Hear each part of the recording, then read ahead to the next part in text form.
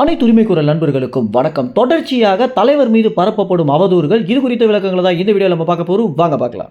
இந்த ஒரு வாரமாக ட்விட்டர் உள்ள போனாலே பார்த்தீங்கன்னா மேதகு வேலுப்பிள்ளை பிரபாகரன் மேலே ஏகப்பட்ட அவதூறுகள் பரப்பிட்டு வந்துட்டு இருக்காங்க. குறிப்பாக ஒரு ஆள் பக்கத்தில் இருந்தும் 6 தோட்டாக்கள் அவர் வேஸ்ட் பண்ணியிருக்காரு, சுடுறது கூட தெரியாதவர் எப்படி ஆயுத கடங்களுடைய தலைவராக இருக்க முடியும் அப்படின்னு ஏகப்பட்ட விமர்சனங்களையும் பார்த்தீங்கன்னா இந்த திராவிட கைக்கூலிகள் தலைவர் மேலே வச்சுட்டு வந்துட்டு இருக்கிறதும், இன்னொரு பக்கம் பார்த்தீங்கன்னா இவருக்கு உயிர் பிச்சை போட்டதே கருணாநிதி தான் அப்படின்ற இன்னொரு தரப்பு விமர்சனமா போயிட்டு இருக்கு.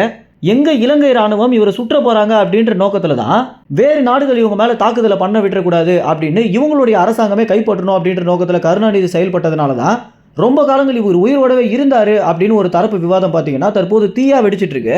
இதை பார்க்குற சராசரியான மக்கள் பார்த்தீங்கன்னா உண்மையிலேயே என்னதான் நடந்துச்சு அப்படின்னும், ஒருவேளை நமக்கு தெரிஞ்ச எல்லா வரலாறுமே பொய் தானோ அப்படின்ற ஒரு கோணத்தில் யோசிக்க ஆரம்பிச்சிருக்காங்க.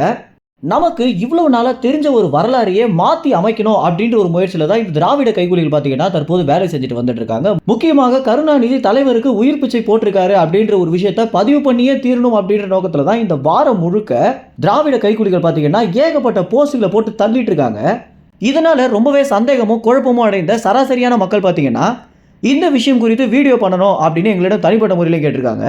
தலைவர் குறித்த வரலாறு பார்த்தீங்கன்னா இந்த கம்பராமாயணம் இலக்கிய வரலாறு மாதிரி இல்லாமல் சித்தரிக்கப்பட்டவை இல்லைன்னு நம்ம அனைவருக்குமே தெரிஞ்சிருக்கும். ஏன்னா 2010 காலகட்டம் வரைக்குமே தலைவர் குறித்த எல்லா செய்திகளுமே நியூஸ் சேனல்லே வந்திருக்கு. அவருடைய வாழ்க்கை வரலாறு பார்த்தீங்கன்னா எல்லா நியூஸ் சேனலுடைய யூடியூப் சேனல்லையுமே இருந்துட்டு இருக்கு. இதனால இந்த ஒரு விஷயத்துல தமிழர்களை ஏமாற்றவே முடியாது அப்படின்றது தான் நிதர்சனமான உண்மையாகவே இருக்கு. இன்னும் பல சந்தேகங்கள் உங்களுக்கு இருந்துச்சு அப்படின்னா யூடியூப்ல போயிட்டு பிரபாகரனுடைய வாழ்க்கை வரலாறு அப்படின்னு போட்டா முழு வீடியோவே உங்களால் பார்க்க முடியும். மேலும் இந்த தகவல் குறித்து என்ன நினைக்கிறீங்க அப்படின்ற உங்க கருத்துக்களை கமெண்ட்ஸ்ல தெரிவிங்க. நன்றி, வணக்கம்.